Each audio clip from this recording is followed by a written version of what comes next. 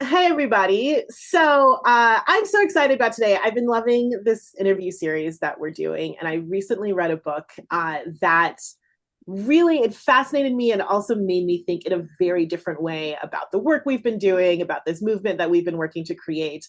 And I am so fortunate because the absolutely brilliant and incredible Dalton Conley agreed to join us, which I was sending the email. I was like, there's no way. This guy's written 800 books. Dr. Conley, you're like the Stephen King of sociology. You are just, you books are scrolling through Amazon. There's like, these cannot all be the same man, and they are. So Well, I wish it would have sold 1/10 the number of copies of books that Stephen King sold, and then I could retire. Well, I mean, I'll tell you, I've read your book and some Stephen King books, and your book is equally terrifying. So it could be classified as horror.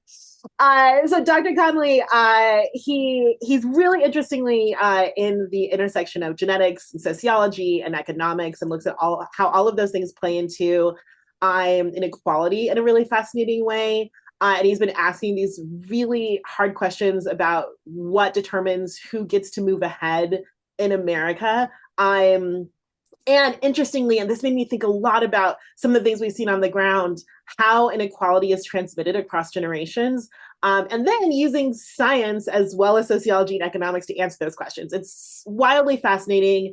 And obviously, as we're working at Project ID on trying to help 26 million American adults get IDs, there are so many parts of Dr. Conley's work that I glommed onto. I've got so many tabs. It was really thrilling to read. So thank you so much, Dalton, for being here. I really appreciate it. Thank you so much for having me, Kat.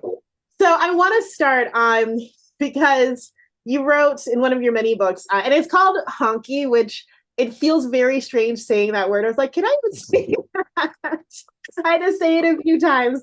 But you write that book, and it talks about how you even got started in this work and growing up in public housing in Manhattan, how it shaped how you see inequality. And so I thought that'd be a perfect place to start. Can you just tell us a bit about your early life and how that led you to the work you do now?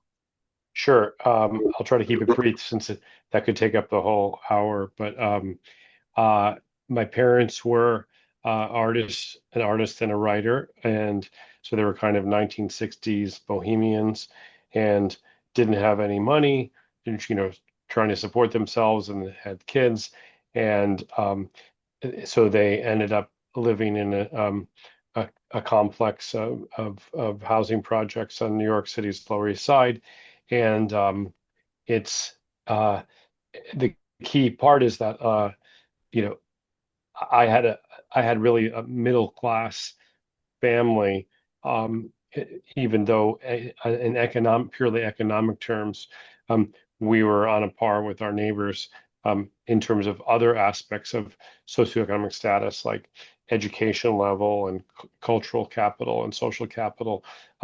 We were, much better off. Like my mom had a college degree, um, and I extended family had, were professional, and they knew a lot of people in different parts of town that had successful job careers and so forth.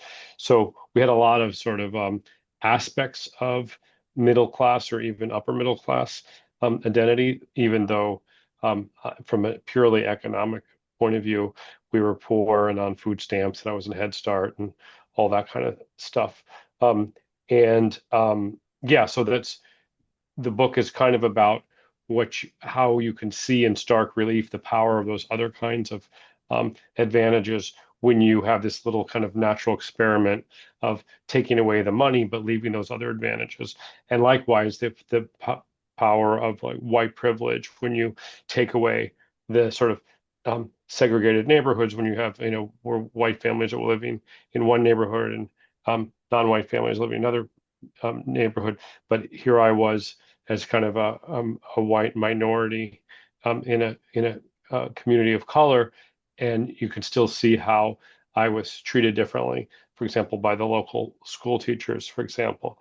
Again, we could talk for that book for a long time, but obviously that's kind of like a fertile training ground for a little mini sociologist. I mean, I felt like I was a I didn't know what sociology was, obviously, when I was 6, but already I was sort of being trained in it to understand the world around me. And one last note is eventually I started commuting across town through kind of a scam my parents pulled, which is another um, example of the cultural capital that they had to get me in a different school district where the school had really good test scores and funding and everything. Um, and so I really just commuted across. It's really probably a mile and a half, but in New York City terms, that's a big distance. Um, and I was really commuting across the socioeconomic gradient of what is still, I think, the most unequal county in the United States. That's Manhattan. Um, and so I really got to see a lot of differences, stark differences there. So that was sort of my early childhood and how kind of leading me to these questions about um, inequality and who gets ahead and who gets good chances to succeed in U.S. society. I think it's rare to come across a tenured Ivy League professor who has such lived experience. And for me, when I was reading through your work, it really came through that that feels to be one of the reasons that the work you do uh, has such a unique sort of academic insight into inequality, and that you're asking questions that a lot of people haven't asked is because you have that experience that usually people who are researching these things don't often have. Have you found in your career that your lived experience has led you to think differently than a lot of your peers? Um, I think that most academics are studying themselves in some way or another. Like, I don't know how that works for like a mathematician, but or my wife is an astronomer. So, I don't think maybe she's not studying herself exactly, but like at least in the social sciences, um, a lot of us are studying something. We're driven by some unconscious drive to understand ourselves better, and that was clearly true for me. Weirdly, I wasn't even aware of the connections when I first sort of went to grad school and so forth. Took me a few years. My father was also a horse handicapper, meaning like he spent a lot of time at Aqueduct Racetrack trying to win some money, and he had developed his own like statistical systems to try to predict, to try to get a good return on his betting. And I kind of also realized much later that in a sense, that was very as important as my childhood sort of socioeconomic experience was. That exposure was also really important because, if I have to explain to my family, to my mother or whoever what I do, it's basically I do what my father did for horses, like predict who's going to win the race, but I just do it for humans with statistics. So yes, there's many ways that my early life experience affected what I do now. Um, but again, I don't think that's necessarily that unique in academia. I think everyone has got some story deep inside them that's driving what they do. It's interesting. Okay, well, speaking of predicting, so you have this new book, The Social Genome, which is fantastic. But I think for anyone who hasn't read the book, like anyone watching this right now is probably like, what is a social genome? I don't understand those words. So can you explain to folks what this book is about? Yeah, like, on the cover of the book, you see a Mobius strip, which is, if you take a little strip of paper and then you kind of twist it and you reconnect it, and then it has one side. It looks like it's a two-sided paper, but it only has one side if you trace your finger. So, the that's what the book is about, basically, that nature and nurture are both two sides of the same strip. The that you can't really talk about one without the other. um, Genes and environment, nature, nurture. That's been a kind of a brutal political fight for 150 years since Darwin. Um, but really, I show in the book that how your genes matter really depends on your environment in critical ways, and how your environment matters depends on your genes. And then even beyond that, the effect of your genes doesn't stop at sort of the border of your skin.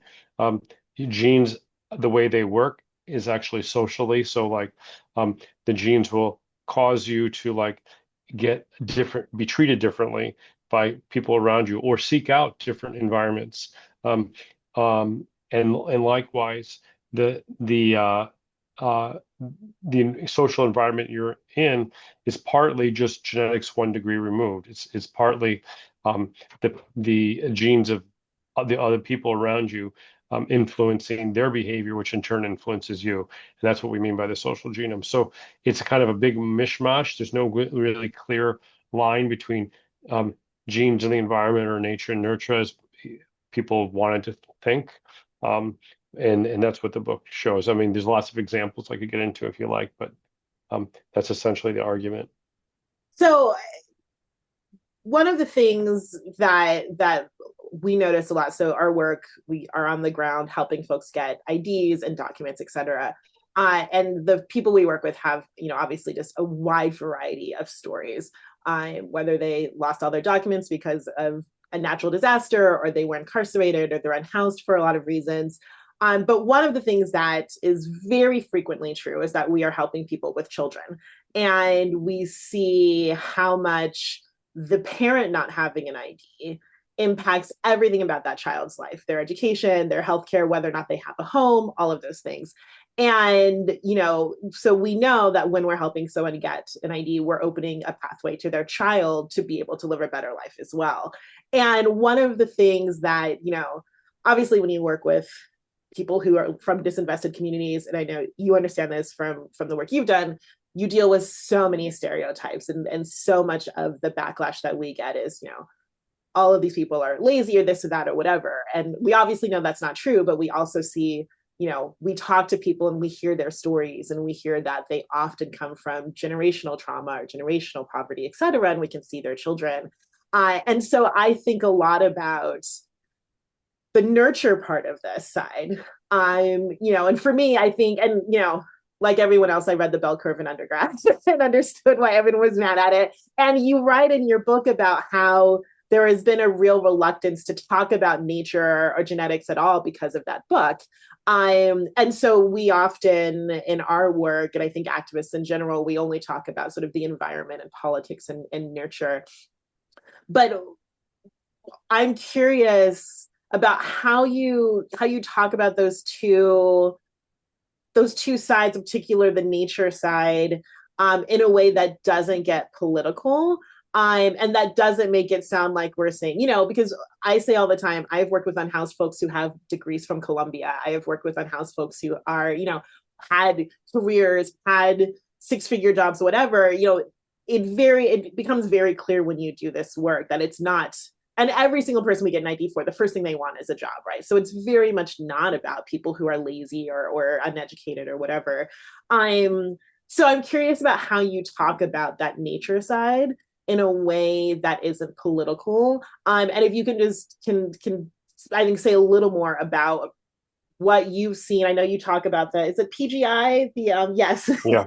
The genetic trait, which I know is a thing that scares a lot of people, again, of like talking about genes, and you go into the eugenics debate, and just like how you're framing this in a way that is more objective and less political for modern audiences.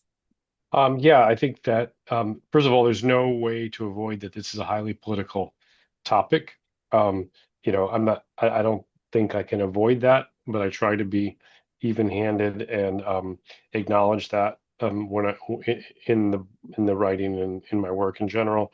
Um, I would say that what I was saying before about how it's really a false dichotomy. It's a false horse race between nature and nurture is the starting point. And another way to think about how the people I know in this field, this is a small but growing field of what we call sociogenomics, um, has different names, but let's just call it that for now, is that we have the intuition that genetics explains what the nature part explains why people react differently to the same environment. So, like, if you think about, a poor, violent neighborhood like the one I grew up in, like some kids are going to be, and I write about a pair of siblings in the book. Um, some kids are going to be like devastated by that, and literally not leave their house anymore. Um, and other kids are going to be, I wouldn't say unaffected, but um, they're going to be like the Energizer bunny and keep on take a licking and keep on ticking. I think that's Timex, not the Energizer bunny. Anyway, um, uh, we know that within a given environment, people react differently to it.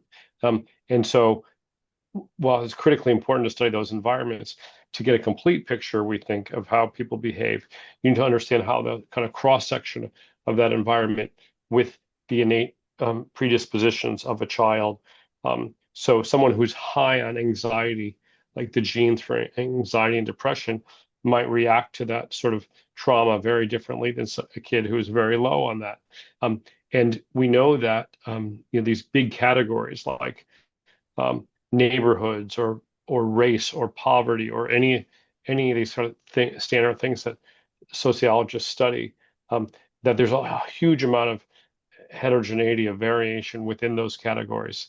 Those categories are not explanatory, um, you know, completely explanatory in any way.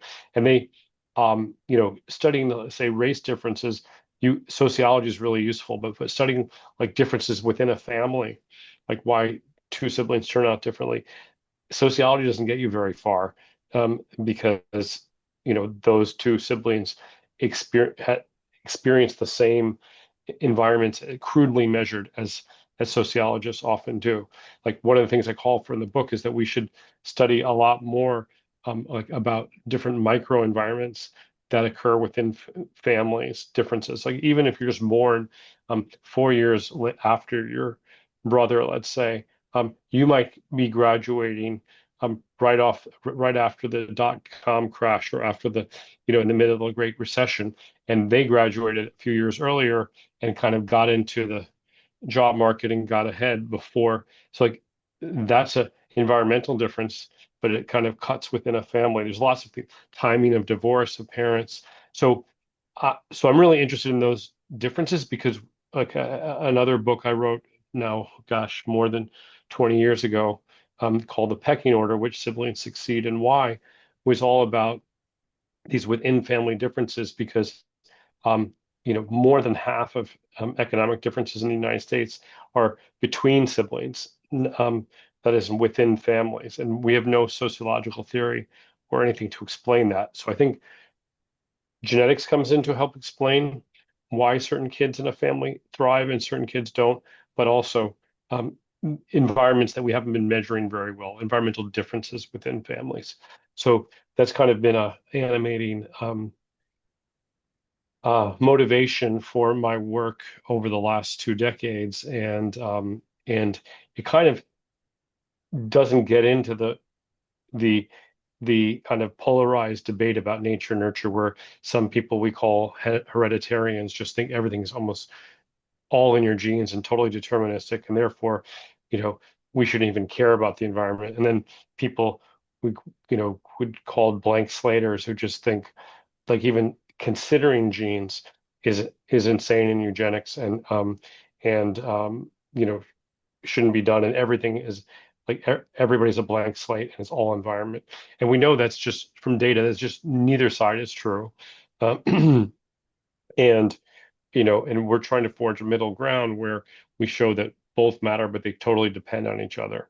um, you know um, in 1950, almost about half of American adults smoked. And your genetics didn't predict whether you smoked or not. It was just like a social phenomenon. Then the 1964 Surgeon General's report comes out on the dangers of smoking, and smoking rates start dropping. And today, I think it's just over 10% of US adults smoke, but it's highly predicted by your genes because the environment changed, and now we know all the dangers of smoking and so forth. That so the only people left smoking are people that are so genetically hardwired to be addicted to nicotine. It's very hard for them not to smoke. So there's an example of how genes environment, like in the old days, the genes didn't matter, and now they matter because of the environment shifting. I mean, again, I can give you many examples like that. Well, I'm glad you gave me that example because it answered a question about my aunt and my grandmother. And now I'm going to tell everyone to leave my aunt alone because he's genetically hardwired to smoke. One thing that was really interesting in your book was you were talking about the different ways that parents parent their children from infancy up to adolescence, and then from adolescence on, and how the child and especially like toddlers sort of innate abilities or curiosity or verbal abilities, and then there were sort of some questions about what that might be, but how it changed how parents interact with their children until they become adolescents and start getting external, Yeah, cards and this and that, whatever, and then switch, which I found interesting from a family perspective, but also I was sort of thinking of it from a larger policy perspective. And I think there's so much about your work that should be taken into account when policymakers are making decisions. I'm about everything, right? About criminal justice, about education. We're trying to get this bill passed, and I'm like, oh, I need to add some social genome info in there. So I'd love for you to just maybe just talk a little bit about the parent thing because I just found that really fascinating. But then also to talk a little about what you'd like to see policymakers take into account or understand about your work when they're making these larger policy decisions. yeah. Um, okay, the first issue of how the dance between nature and nurture when kids are interacting with their parents. What we found, um, well, going back to that book from 20 years ago, what the motivating factor for writing the book was the fact, not just that there was so much inequality within families, that is between siblings, but that itself was not created equally. That families that were disadvantaged, like families that were low income, families that only had one parent at home, large families, so there was like a strain on resources because there was a lot of kids, um, minority families that are facing racism in society. So whatever disadvantage, um, whatever dimension you measured on, the kids from those families compared to their more advantaged counterparts tended to end up in not just on average like lower incomes and so forth, but just wider spread of incomes and wealth and education and all those kind of measures. Like there was just more inequality within lower income and other disadvantaged families than higher. I was fascinated by this. And you know, I argued at the time, based on qualitative interviews and other, you know, kind of clues that the that there was different parenting process going on. That in lower income families, you've got limited resources. You see that one kid is like a prodigy or whatever. You're dumping all your resources, all your eggs into that basket in the hope that that kid is going to be the one that makes it. And like and doesn't forget everybody and helps out the rest of the family. Um, because you can, if you just start spreading your limited resources across everybody, it might be for naught. But in high income families, I argued that there was the opposite dynamic that the kid who was the sort of lowest performing kid was the one who got the most investment because it was like, okay, we value inequality among our kids and we want all our kids to be reach some minimum level of success. So, if this is, you know, the prodigal son and this is the black sheep or whatever, and then you're going to invest in the kid who's lagging behind and bring them up to speed. And so exact opposite dynamics of parental investment.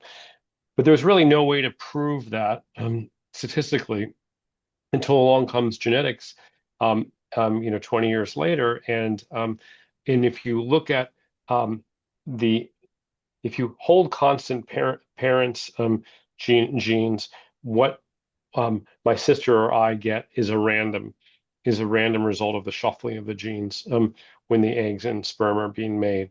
So, for example, if my wife and I are at the 50th percentile for, like, say, anxiety and depression, the genetics of anxiety and depression, if we have 100 kids, they're going to average 50%. But for any given kid, that kid could be at like 37%, um, you know, level up for depression and anxiety, or they could be at 67%. So what we did was we leveraged that for the genetics of educational attainment, and we found that when you get a draw of like a high educational potential kid, like a uh, uh, one with those genes, then you tend to spend more time like playing on the floor, engaged with them. Um, but what was really interesting was reading, which is that when we looked at reading behavior, if the parents had college degrees, 4 years college degrees, they didn't respond. They didn't change their reading behavior at all in response to whether their kid seemed bright or not. And this is we're talking about 18 months, starting with 18 months to 5 years. So this is before school, before report cards. This is just like an interactive dance between the baby or the toddler and the parent.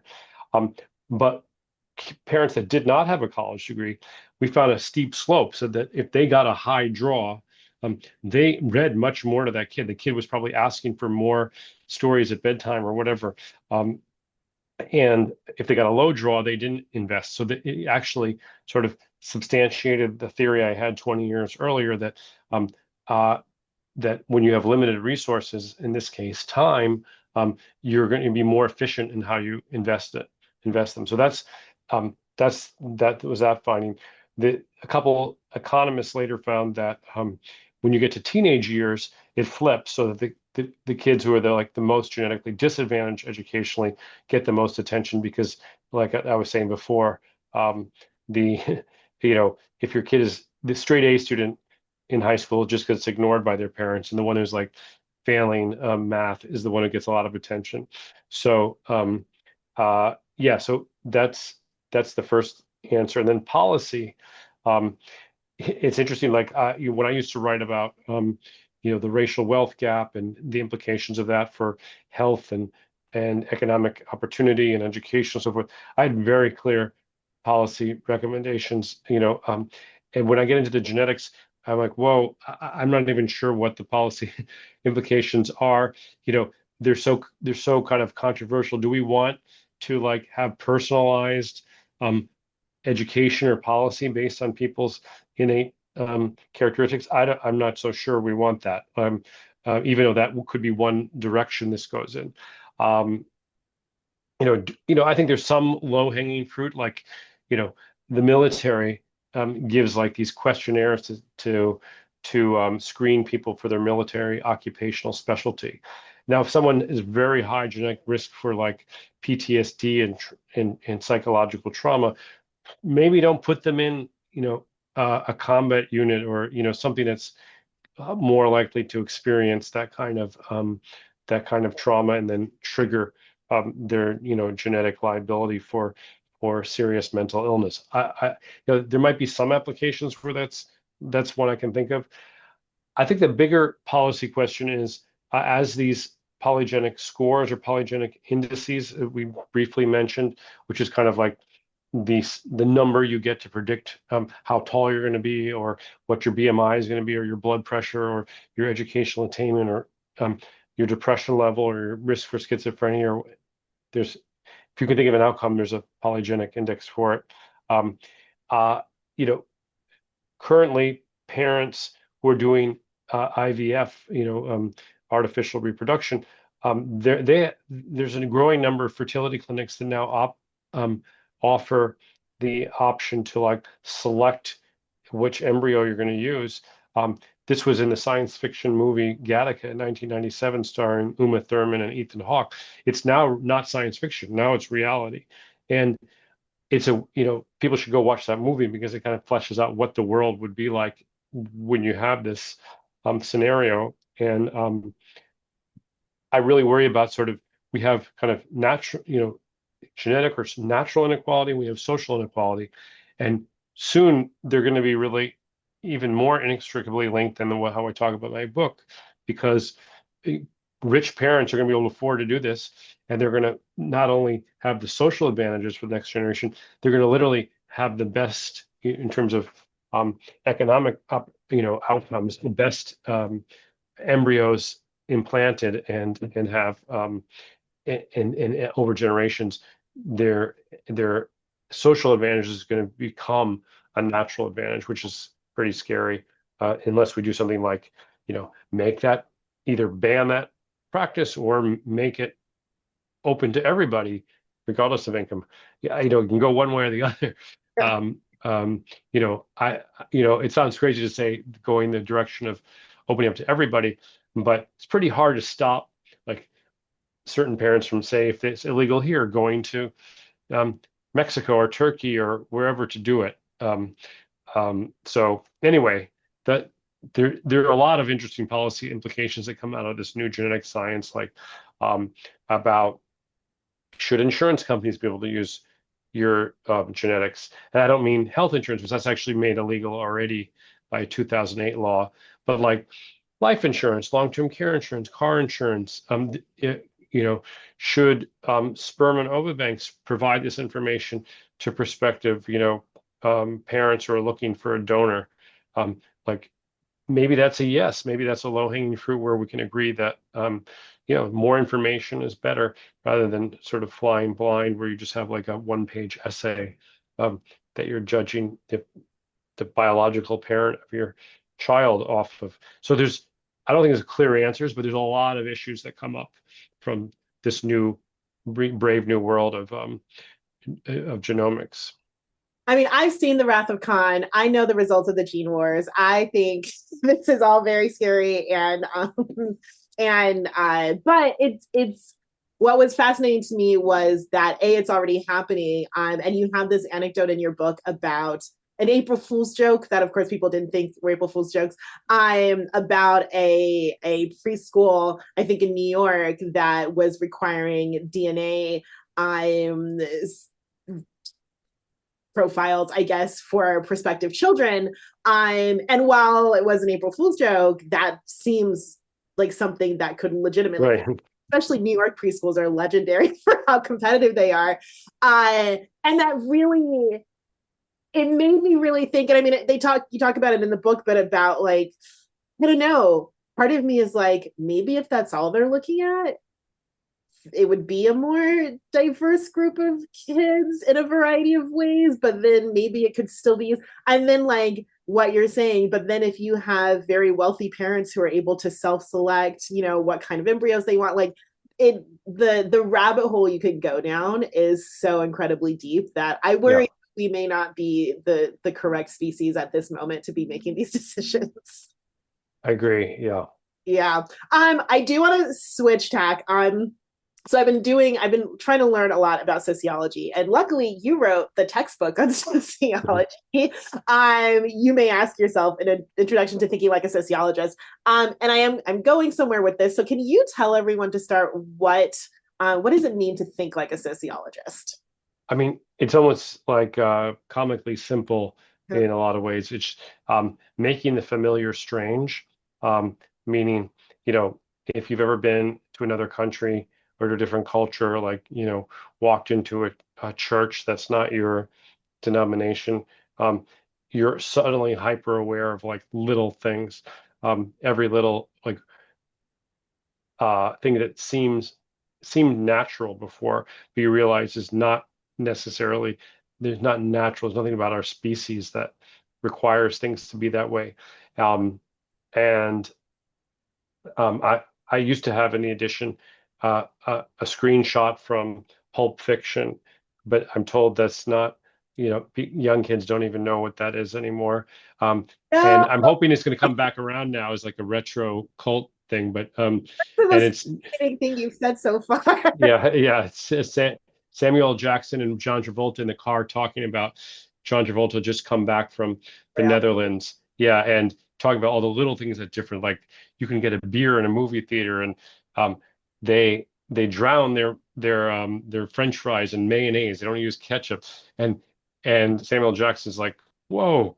And like that's what I mean. Like these little uh to realize the way the world is around you isn't sort of a fait accompli. It's a matter of social and political decisions that have been made, long before you were born and up till that very moment. And then being able to have the kind of it's easy to have it when you're in a different society, but it's hard to have it in your own society where you've grown up with it, like Yes. in the middle of the soup, so to speak.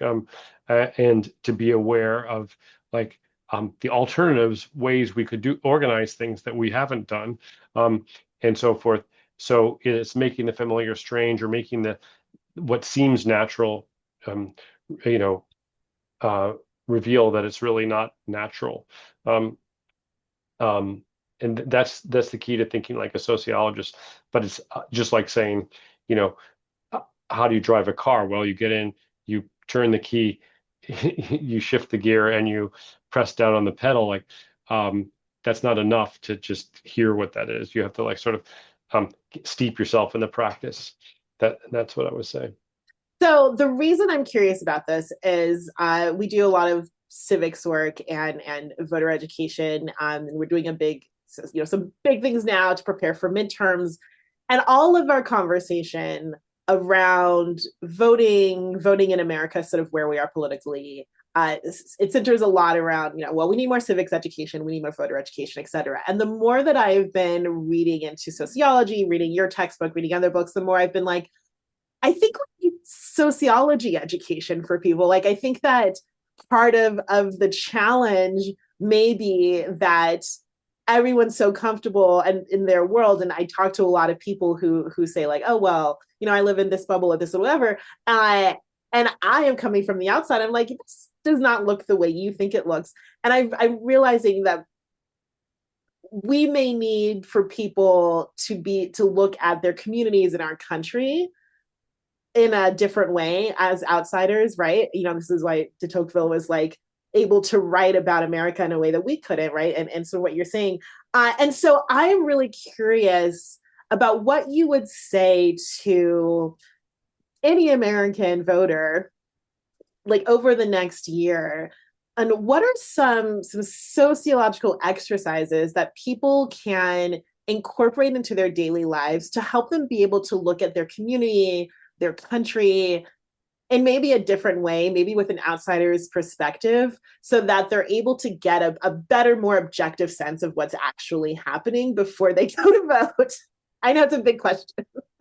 I don't know if we can answer that. That's very tough. But I do want to tell a little anecdote um, about voter registration and so forth, which is that I was at in terms of book agents, I shared an agent who's now deceased with Frances Fox Piven, and Cloward and Piven were the sort of godparents of the motor voter law, and the idea that voter, like the fact that very few people in America vote, and that the big obstacle to that is registration, where was the sort of reason that she was a political scientist, reason that explained why the U.S. did not have a robust sort of progressive party, that the Democrats were kind of moderate, at least at that time, moderate centrist party in the 1990s,